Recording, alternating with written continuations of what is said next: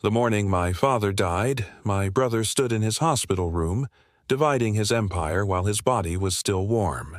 I watched from the doorway as Dmitri pulled out his phone, already calling our lawyers about the company transition. Sterling had his laptop open, calculating property values.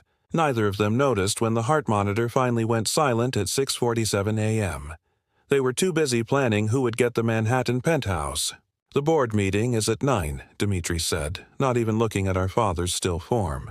"We need to secure the leadership transition before the stock market opens." Sterling nodded, his fingers flying across his keyboard. "I'll handle the media statement. We can't let this affect share prices." Me? I stood there holding my father's cold hand, wondering when my brothers had become strangers. Theodore Blackwood had built a $29 million logistics empire from nothing, and his sons were carving it up like vultures before the nurses even came to take him away.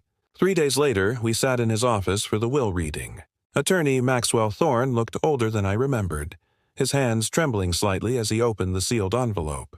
My brothers blanked me on the leather couch, both wearing identical Tom Ford suits that probably cost more than most people's monthly rent. "Gentlemen," Maxwell began, his voice heavy with something I couldn't identify, "your father's will is quite specific." Dmitri leaned forward. At 28, he had our father's sharp jaw and cold ambition. "Just tell us the breakdown, Maxwell. We have a company to run." Sterling, 3 years younger but equally ruthless, checked his Rolex. "Make it quick. I have a meeting with our Tokyo partners in an hour." Maxwell read through the bequests like he was pronouncing sentence.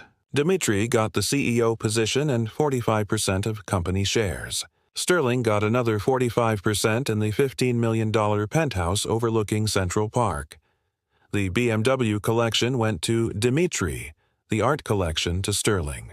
The vacation homes split between them. Then Maxwell turned to me. "To my youngest son, Ronan, I leave personal item number 7, Alpha." The silence that followed was deafening. I remember the way dust particles floated through the afternoon sunlight, the way the leather couch creaked as Sterling shifted his weight. "What the hell is 7 Alpha?" Dimitri's voice cut through the quiet like a blade. Maxwell reached into his briefcase and pulled out a black phone. Not a new model, not vintage enough to be collectible, just an ordinary-looking black smartphone with a single distinguishing feature, a biometric lock screen showing a countdown timer. 243 days remaining. I read aloud when Maxwell handed it to me. Sterling snatched it from my hands before I could examine it further. He turned it over, tried the power button, shook it like that might reveal its secrets. "This is a joke, right?" Our father left him a locked phone. "While we get a multi-million-dollar company, the will is very clear," Maxwell said.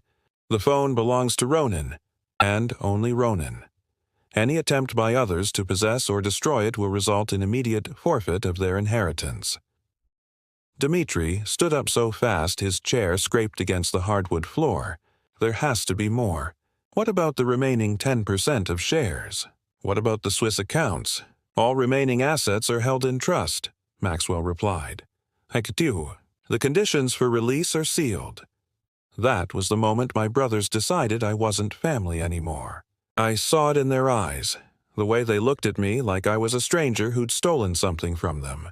Within a week, they had me evicted from the penthouse. Sterling personally supervised as security packed my belongings into trash bags. "Dad always was too soft on you," he said, watching them throw my clothes into the lobby. "Now you'll learn what the real world is like." They kept everything. The family photos, my mother's jewelry that was supposed to be mine, even my laptop they claimed was company property. All I had was my beat-up Honda Civic, a duffel bag of clothes, and a phone that wouldn't open. But on my 18th birthday, at exactly 600 a.m., that phone blazed to life. The lock screen vanished. A single contact appeared. Theodore's legacy. My hands shook as I pressed call. My father's voice filled my car. "Happy birthday, son. You finally reached the age. Now the real game begins." What he said next made me drop the phone, but I had to pick it back up because the coordinates he gave me would change everything my brothers thought they knew about our father's empire. Growing up as Theodore Blackwood's youngest son meant living in everyone's shadow. My father built Blackwood Logistics from a single delivery truck into a $29 million empire spanning the entire East Coast. While my brothers Dimitri and Sterling worked in corner offices with floor-to-ceiling windows, I spent my summers in the warehouse learning how to operate forklifts and load cargo containers. "You understand the foundation," my father told me one July afternoon.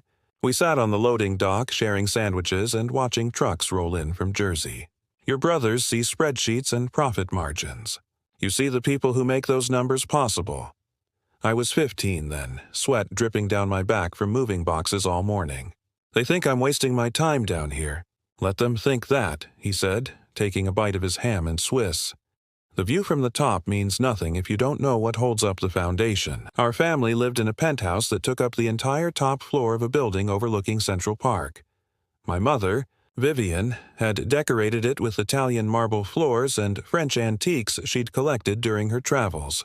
Every piece had a story. The grandfather clock from an estate sale in Bordeaux. The painting from a small gallery in Florence where she'd spent her honeymoon. When cancer took her 5 years ago, the apartment became a mausoleum. My father couldn't bear to change anything. Her coffee cup still sat on the kitchen counter where she'd left it that last morning. Her reading glasses remained on the bookshelf, marking her place in a novel she'd never finish. Family dinners became corporate board meetings. We'd sit at the 20-foot dining table while Dimitri presented quarterly projections on his tablet. Sterling would counter with market analysis and expansion strategies. They spoke in acronyms and stock valuations, while our housekeeper Marie served courses. They barely tasted. "The Seattle branch is underperforming," Dimitri would announce between bites of filet mignon. "We should consider restructuring." "Restructuring means firing 40 people," I'd point out. Sterling would laugh, not kindly. "Stick to your video games, Ronan. Leave business to the adults who understand how the world works." He's right, though. My father would sometimes say so quietly they'd pretend not to hear. Those 40 people have families. But he never pushed it. Never defended me when they dismissed my opinions. He just watched me with those gray eyes that seemed to hold secrets I couldn't decipher. The warehouse workers treated me differently than my brothers. To them, I wasn't the boss's son playing at manual labor. I was Ronan, who knew how to properly secure a load, who remembered their kids' names, who brought coffee for the morning shift when I came in early.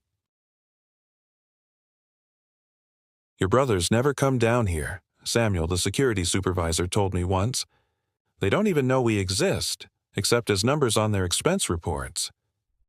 "Someone should know you exist," I replied, helping him check the overnight inventory. "Your old man knows," Samuel said, something strange in his voice.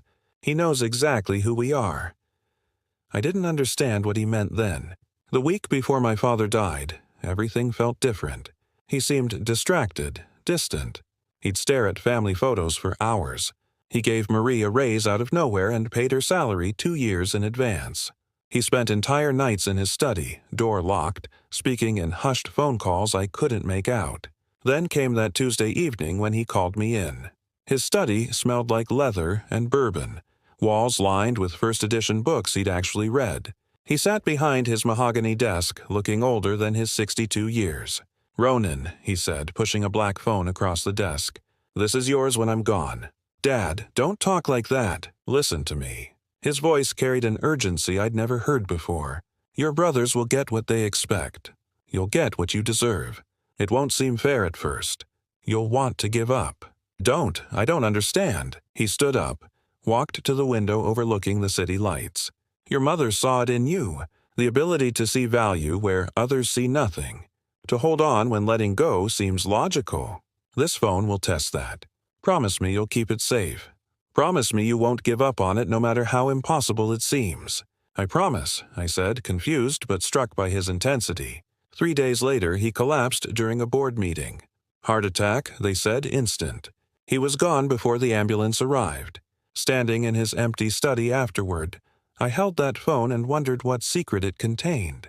I had no idea it would cost me everything before revealing why I was the only son he truly trusted. The will reading happened in my father's office on a Thursday afternoon that felt like the world was ending. Attorney Maxwell Thorne sat behind the same mahogany desk where my father had given me the phone just 10 days earlier. His hands shook slightly as he adjusted his reading glasses. "Gentlemen, your father's will contains some unusual provisions. Maxwell began, his voice carrying 40 years of legal experience. I advised him to reconsider certain aspects, but Theodore was adamant. Dmitri drummed his fingers on the armrest of his chair. "Just read it, Maxwell. We have a company to run." Maxwell cleared his throat and began. "To my eldest son, Dmitri, I leave my position as Chief Executive Officer and 45% of Blackwood Logistics shares with full voting rights." Dmitri nodded, satisfied but not surprised. He'd been groomed for this role since college. "To my son, Sterling, I leave 45% of Blackwood Logistics shares and the Manhattan penthouse, including all furnishings and art collections contained within." Sterling smiled, already calculating the property value in his head. The penthouse alone was worth $15 million. "To my youngest son, Ronan." Maxwell paused, glancing at me with something like pity. "I leave personal item number 7, Alpha, to be released immediately upon reading of this will." The silence that followed was suffocating. Dimitri's fingers stopped drumming. Sterling's smile vanished. I felt my stomach drop through the floor. "That's it?" Dimitri's voice was dangerously quiet. "That's all he gets?" Maxwell reached into his briefcase and pulled out the black phone. "Use. This device is protected by military-grade encryption and biometric locks. The will specifically states it belongs to Ronan, and only Ronan. Any attempt by others to possess, access, or destroy it will result in immediate forfeit of their entire inheritance." Sterling laughed, harsh and bitter.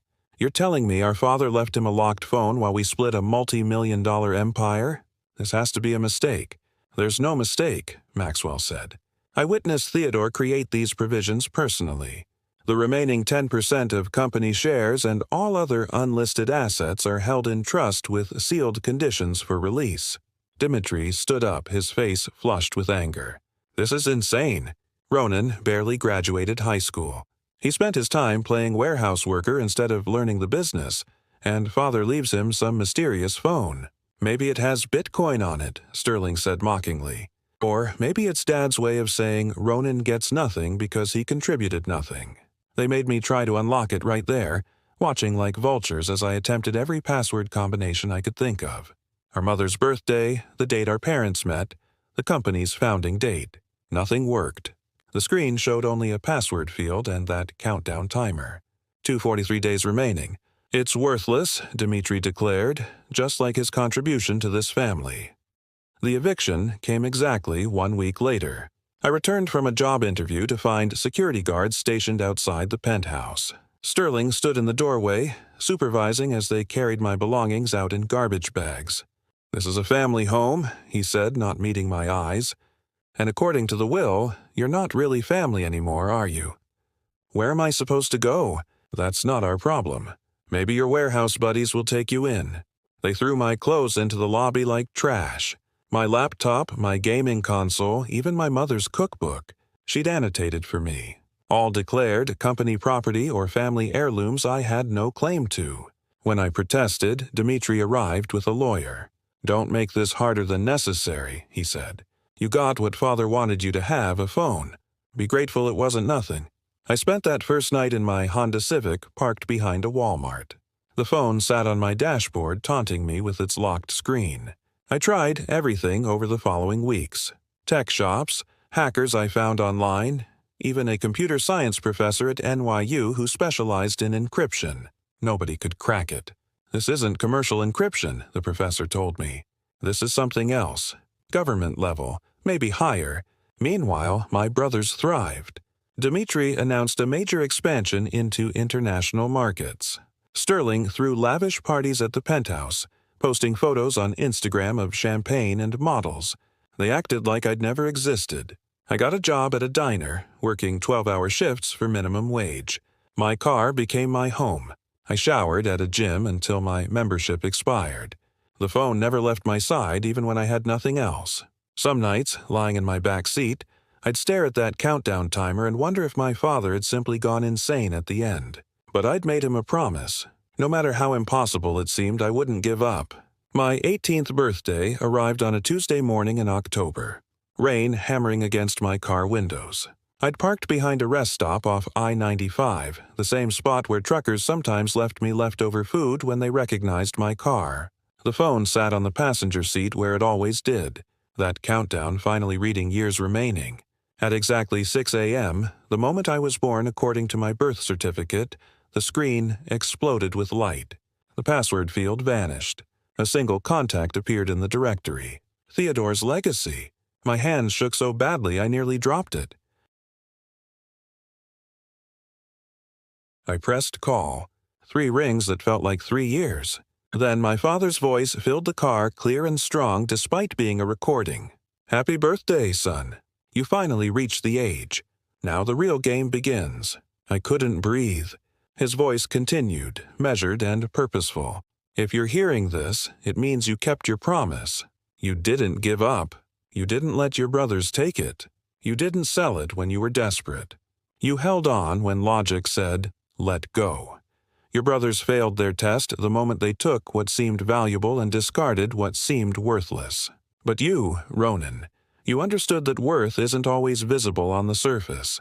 The phone screen changed, displaying GPS coordinates and an access code. Building 47, Blackwood Industrial Park, Sub 3. Enter code 7 Alpha Crown 1960. You have 72 hours before automatic transfer protocols activate. After that, everything goes to the backup beneficiary. Don't let that happen, son. Everything I really built is waiting for you. The recording ended. I sat there in my rain-soaked car trying to process what I'd heard. The industrial park was 40 min outside the city. A collection of warehouses my brothers considered our least profitable venture. They'd tried to sell it twice, but my father had always vetoed the decision. I had half a tank of gas and $17 to my name. The drive took an hour through morning traffic. The industrial park looked abandoned when I arrived. Weeds growing through cracked asphalt, most buildings dark. Only Building 47 showed signs of life. A single security booth manned by someone I recognized immediately. Samuel, the security supervisor from the main warehouse, sat behind bulletproof glass. He looked up from his newspaper and smiled. "Right on time, Ronan. Your father said you'd arrived this morning." "Samuel, what are you doing here? I thought you worked downtown." He slid a keycard through the window. "I work where I'm needed. Your father reassigned me here 3 years ago. Been waiting for you to show up. You knew about this?" "I know enough." Building 47, Sub 3. The elevators through the loading dock. "Your card will activate it." The building interior contradicted its rundown exterior. Clean hallways, modern lighting, subtle security cameras tracking my movement. The elevator was hidden behind what looked like a maintenance panel. My keycard opened it, revealing a descent pad that went deeper than any normal basement should. Subbase 3 required the access code. My father's voice had been clear. 7 Alpha Crown 1960, the year he was born. The heavy door unsealed with a pneumatic hiss. What I found inside changed everything I thought I knew about my father.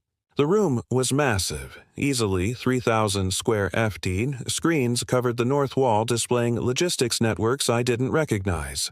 Routes through Syria, Somalia, Venezuela, delivery confirmations in languages I couldn't read. The east wall held servers humming quietly, their lights blinking in patterns that seemed almost alive. A single desk occupied the center, polished wood that I recognized from my grandfather's old study. 3 items waited on its surface: a leather journal, a laptop, and a framed photo of my mother holding me as a baby. The journal was my father's handwriting, dated the week before his death. Ronan, if you're reading this, you've discovered what Blackwood Logistics really is. The company your brothers inherited is real, profitable, and completely legitimate. It's also a cover. For 23 years, I've used our legitimate shipping routes to move something far more valuable than commercial goods. I sat down hard, continuing to read. The Blackwood Foundation doesn't exist on any government record. We move humanitarian aid through combat zones, medical supplies, past embargoes, education materials into occupied territories. Every loss Dimitri complains about is actually supplies reaching people who need them. Every inefficient route Sterling wants to optimize is actually a lifeline to places the world has forgotten. The laptop powered on at my touch. No password required. Financial accounts appeared on screen. Banks in Switzerland, Singapore, Cyprus, the Caymans. The combined balance made my vision blur. 400 million. A sticky note was attached to the screen in my father's handwriting. This isn't wealth, son. It's responsibility. The phone rang, not the recording this time, a live call. The caller ID showed only Foundation Command. I answered with a shaking hand. Mr. Blackwood. The voice was crisp, British, professionally warm. My name is Harrison Pike, Director of Operations for the Blackwood Foundation. Your father said you'd be calling on your 18th birthday. We've been waiting. This is really happening. All of this is real. Very real, sir. For the past 23 years, your father built the largest underground humanitarian network in the world. Officially, we don't exist. Unofficially, we've saved approximately 2 million lives across 47 countries. I stared at the screens showing active operations. My brothers have no idea. None whatsoever. They received the company everyone can see. You received the one that actually matters. Your father designed it this way for a reason. Harrison explained the test. The phone's biometric lock wasn't just encryption. It contained an AI program that monitored whoever possessed it. It tracked my choices, my survival, my refusal to surrender it despite desperate circumstances. Your brothers were tested too, Harrison said. The moment they threw you out, they failed. The moment they chose property over family, they failed. But you chose to keep a promise, even when that promise gave you nothing but hardship. But I don't know how to run something like this. I'm 18. I worked in a warehouse. You know more than you realize. Those summers in the warehouse weren't random. Your father was training you, teaching you logistics from the ground up. The workers you befriended, 17 of them are Foundation operatives. Samuel upstairs runs our North American Security Division. My mind raced back through those summers. Carlos, who taught me about routing efficiency. Marcus, who showed me how to hide sensitive cargo in plain sight. Elena, who explained how to forge shipping manifests. They weren't teaching me to be a warehouse worker. They were teaching me to be a smuggler. Pull up file designation Crown 7 on the laptop. Harrison instructed the file open to show corporate structure documents. My name was listed as majority shareholder of Blackwood Logistics, owning 55% of all shares. That's impossible. The will said 10% was in trust with conditions that triggered today. Your father wrote 17 different versions of his will, each designed for different scenarios. The one your brothers saw was specifically crafted to test all three of you. They received their 45% each believing they'd won. You received 10% hidden in trust, plus another 45% hidden in shell corporations that just transferred to your name. I own the majority of the company as of 6 this morning. Yes, your brothers just don't know it yet. Harrison continued explaining. Every inefficient route my brothers complained about was actually a Foundation supply run. The warehouse workers they wanted to fire were operatives. The buildings they wanted to sell were safe houses and distribution centers. Last month alone, Harrison said, we delivered chemotherapy drugs to children in Syria, water purification systems to villages in Bangladesh, and educational supplies to refugee camps in South Sudan, all hidden within legitimate shipping orders. How did my father fund all this without anyone noticing? Brilliantly. He skimmed from profits using methods your brothers never thought to examine. They focused on the big picture while your father worked in the margins. A percentage here, a rounding error there. Over 23 years, it added up to 4 million. The phone buzzed with an encrypted message. Bank confirmations, asset transfers, legal documents, everything shifting to my name in real time. There's one more thing, Harrison said. Check the bottom drawer of the desk. Inside was another phone identical to mine but unlocked. The contact list read like a directory of global power. Senators, ambassadors, CEOs of Fortune 500 companies, foreign ministers. Your father had allies everywhere. People who knew about the foundation and protected it there waiting to hear from you. What am I supposed to tell them? The Theodore Blackwood's son is ready to continue his work. But first, you have a board meeting to attend. Board meeting? You're the majority shareholder now. Your brothers called an emergency session for tomorrow morning to discuss third quarter projections. They have no idea what's coming. I looked around the room at the screen showing active missions. At the servers humming with secret purpose, at my mother's photo on the desk, My father hadn't abandoned me. He'd given me a test and I'd passed. Harrison, how many people know about this? 43 Foundation operatives worldwide, another 100 or so allies in various governments and corporations. And now you, my brothers, are going to fight this. Let them try. Every document is legal. Every transfer legitimate. Your father spent 3 years with the best lawyers in the world, making sure of it. Tomorrow, I would walk into that boardroom, not as the forgotten youngest son, but as the majority owner of everything my brothers thought they controlled. The boardroom at Blackwood Logistics hadn't seen drama like this since my father collapsed 3 months ago. I arrived at 8:55 a.m., wearing my father's Armani suit, which Samuel had kept safe in Building 47. My brothers were already there, Dimitri at the head of the table, Sterling reviewing quarterly reports on his tablet. "Security," Dimitri shouted the moment I walked in. "Remove this person immediately." "Sit down, Dimitri." I placed the legal documents on the polished table. "I'm the majority shareholder of this company, 55% as of yesterday morning." The security guards hesitated, confused. Sterling grabbed the papers, his face draining of color as he read. His hands actually shook as he flipped through the pages. "This is impossible." The trust conditions were sealed. We would have been notified if anything changed. The conditions were sealed from you, not from the executives. The transfer happened automatically on my 18th birthday when certain requirements were met. I took my father's seat at the head of the table. "Maxwell Thorne confirmed everything this morning. Would you like to call him?" Dimitri's face went from red to purple. "You manipulated father. You tricked him somehow. We'll contest this in court." "Go ahead, father. Use the best lawyers in the country to make this ironclad. But while you're wasting money on legal fees, let me tell you what's going to change around here. I didn't fire them. That would have been petty revenge, and my father taught me better than that. Dimitri was actually excellent at running day-to-day operations. Sterling had a gift for public relations and market expansion. They just needed to understand what our company really stood for. 15% of all profits will now go to humanitarian logistics development, I announced. We're also promoting 17 warehouse workers to management positions effective immediately. You're insane. Sterling slammed his hand on the table. Those people don't have MBAs. They don't understand business. They understand it better than you think. They've been running parallel operations for years. Operations that saved lives while you counted profits. Over the next 6 months, I revealed the Foundation's existence to my brothers, piece by piece. Not because I trusted them, but because the work was too important to keep completely hidden.